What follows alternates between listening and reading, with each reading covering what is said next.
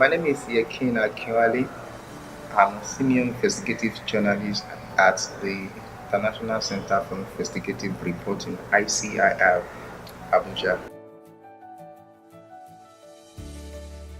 I haven't been a journalist for more than 13 years. I have worked in a number of major newspapers, where I covered also a number of beats, education, FCT Minister's office, and other beats.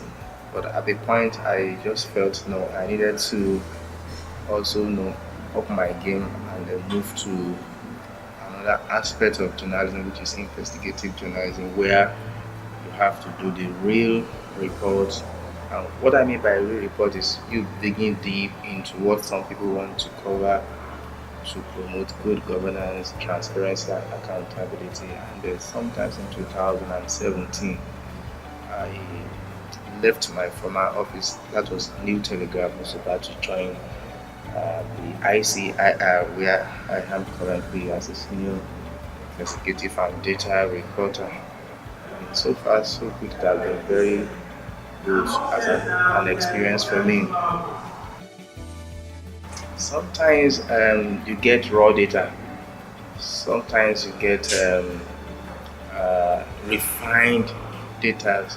So, data, as we all know, include numbers, figures, and sometimes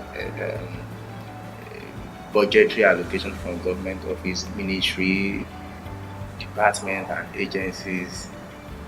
Anything that has to do with the figure, they are just not story on their own, but they give you, a clue into what you can investigate. But most times the first challenge is one even knowing what do you even investigate. What I mean is having data available, because the report we do are usually prompted by availability of data. For instance, now you come across say 2018 budget, and you look through it, you see what government said they spent on a particular road that you are familiar with. Or they said, okay, this road has been constructed, it has been finished. But within you as a journalist, you feel no, this government claim needs to be verified. So you can now begin to follow up on that. How do you do it? You locate where the road is, then you find out whether the road has actually been constructed as claimed by the government or not. But essentially, getting to know what government has spent on what is usually a difficult task, because in this part of the world, information is usually treated, in secrecy by government. Things that ordinarily should be in the public space are kept into, government usually love to keep it to their chest. So we have to now look for where the relevant data. Well, it was quite a fantastic experience to be an intern at PPDC, because then the staff who took me and other colleagues through their workings, the operations, really open our eyes to where one can really get data for the kind of work we do. Like I said, sometimes data are not readily available until you begin to look for and you dig deep. So during the internship, we were taken through a platform called Budeshi that is being operated by the PPDC, and Budeshi contains all the let's say the budgetary allocations and then the projects executed by government ministries, departments, and agencies.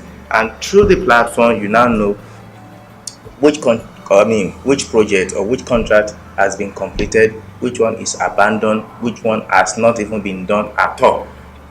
So during that time, I was able to come across a number of data, including the one on primary healthcare centers across the country, which was later used for a story that I and a couple of other colleagues we worked on later that year. So it was quite an eye-opening experience. Yes, of course. Remember I said during the course of the internship when we were introduced to the platform, we came across data on primary healthcare projects, those that were said to have been completed, those that were abandoned. And that was also the time my office was doing a special report on the, we call it OCR, Open Contracting Report. So the data on primary healthcare found on Budeshi came in handy. We divided ourselves into group. Some people went to other parts of the country, and from here I went to the southeast, southern part of Nigeria, where I visited 4 states and 8 local governments in search of um, completed and abandoned primary health care in Enugu State, Imo, Abia, and Ebonyi.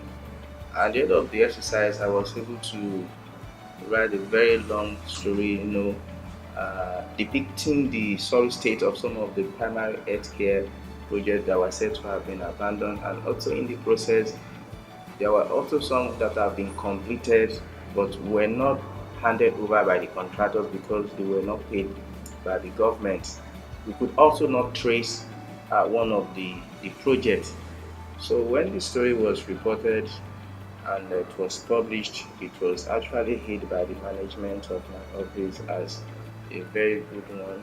And sometimes December 2018, the story also won me an award as the 2018 Investigative Reporter of the Year. I won the Diamond Award for Media Excellence Media, which held in Lagos on December 15, 2018. So essentially, data from Budeshi platform has been of help. I would say without which I wouldn't have been able to do that report, and I wouldn't have been nominated and received the award I got last year. It has really helped my work. None for now. As an investigative journalist, you have so many things, on your hands. But I think very soon, because the platform is usually, of great assistance to one. And I have not really done another story using the data from the platform. As I said earlier, so many other data from other places. Sometimes people even volunteer data for you to run after.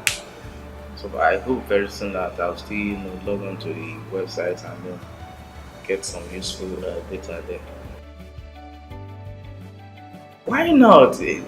I think ever since I came across it, once anybody comes around that I cannot find the data to do, I say go to Budeshi, because then data is already available, and they've been put in such a way that if you know how to interact with the platform, you can easily find what you can work on. So I've always recommended, and I think I will still recommend to journalists who are doing the kind of work that we do here.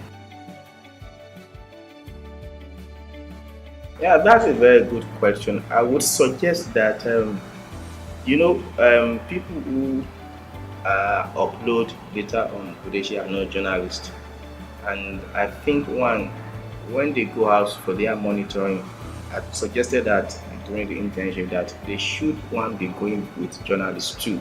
The journalist sees with his third eye.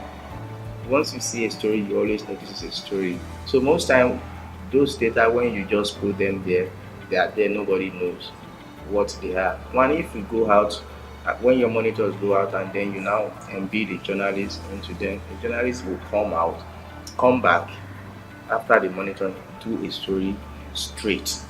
However, I would suggest also that after the monitors will have gone out, they will have aggregated all the data, and then those data are uploaded.